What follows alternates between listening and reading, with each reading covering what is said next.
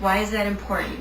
What would that do for us to see a void instead of our complicated story? It creates a crack. It creates a space for what? For The higher mind to get through.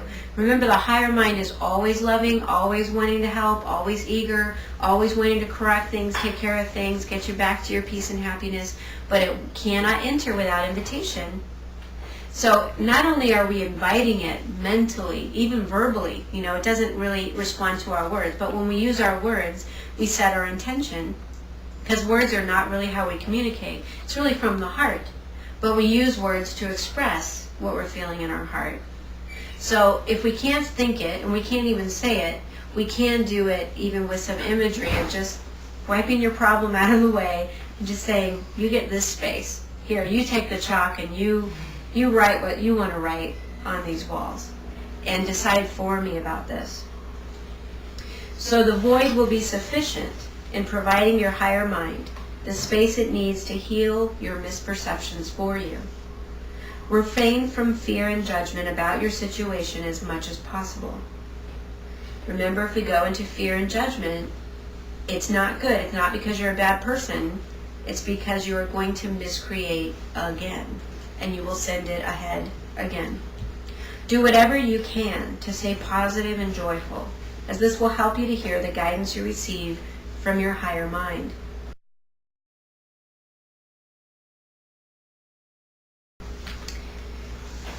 And this title should be underlined and highlighted and starred. Fear causes delay.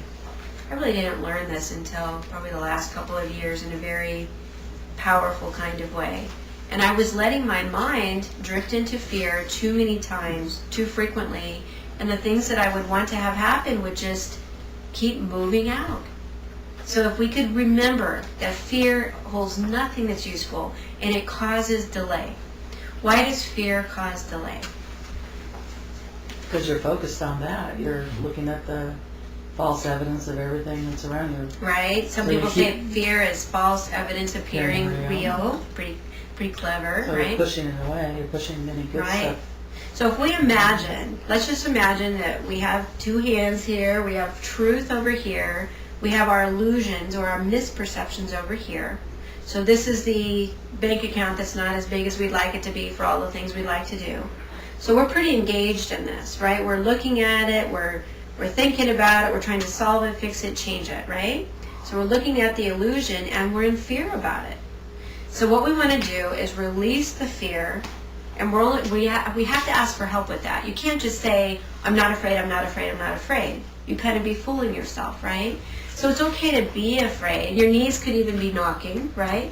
But if we're in fear and we say, I'm willing not to be, it's enough. It's enough.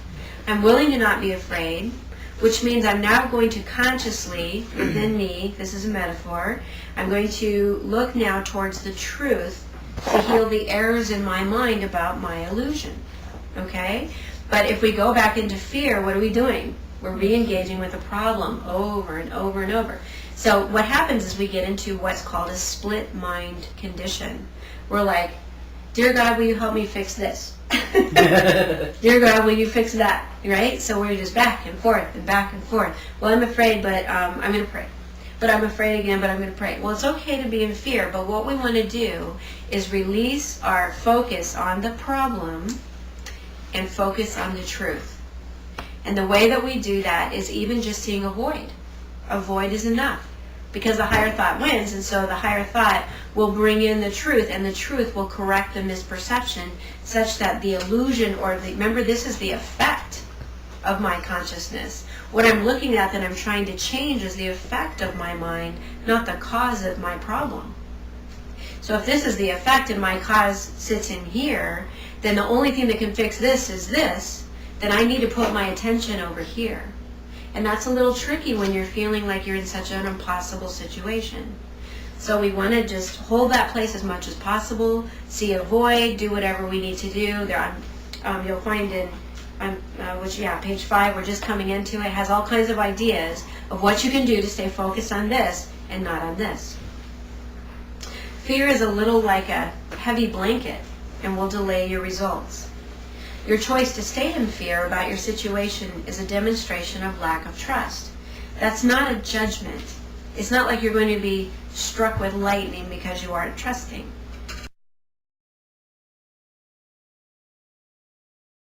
What happens with lack of trust? What's the problem about that?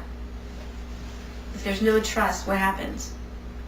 You try to do it yourself, right? Right. Basically nothing happens, or it gets worse, right? So lack of trust is a condition we don't want to create, because when we're not in trust, we're in fear. It's like trust or doubt. You have to pick one. And in any moment, you can't do a blend. You can't trust and be doubtful all at the same time in the same moment, right? You either trust or you don't trust. You're either in peace or you're in fear. You either expect things to be okay or you expect them to not be okay.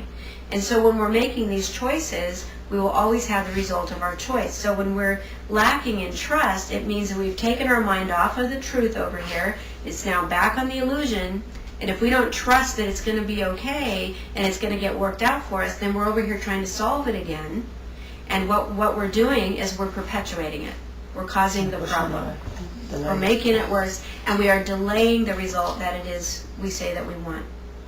When you are in fear, you have closed the door to your higher mind, and you have revoked your invitation for it to help you. Let's say, when you stay in fear, because it's okay to be in fear, but if you're not willing to give up that fear, it's like you close the door. It's almost like there's this little hose coming down through with all this divine wisdom and correction, and it's like squeezing off your own hose and saying, no, don't send it here, right? It's always coming to us. Divine mind, divine wisdom, divine grace, it's always coming through. It's always protecting, providing, loving, taking care, but we're the ones that deprive ourselves and shut it down. Your higher mind does not judge you, but it will never impose on you. It only knows how to communicate with love. So when you choose to stay in fear, you have closed down your ability to hear or comprehend its guidance. Have you ever tried to talk to somebody that is very preoccupied with something? Even somebody watching television, and they're really into what they're doing, and maybe you're making dinner or something, and all you want to know is, do they want the chicken or the beef? And they're like, huh?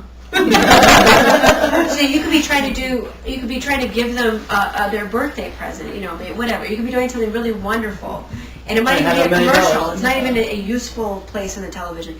And yeah, you could have this $1 million and they would miss it, right?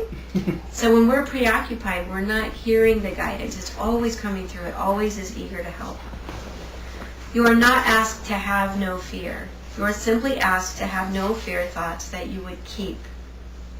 So every day when those fear thoughts come up, we want to be saying, I don't want these. Okay, I might be feeling fear right now, but I don't want to. I'm willing to see it differently. Take it, take it, take it. Come in, rearrange the furniture, do whatever you need to do. Get me out of this space that I'm in, right? So we want to make it really obvious. We don't want to hold on to that.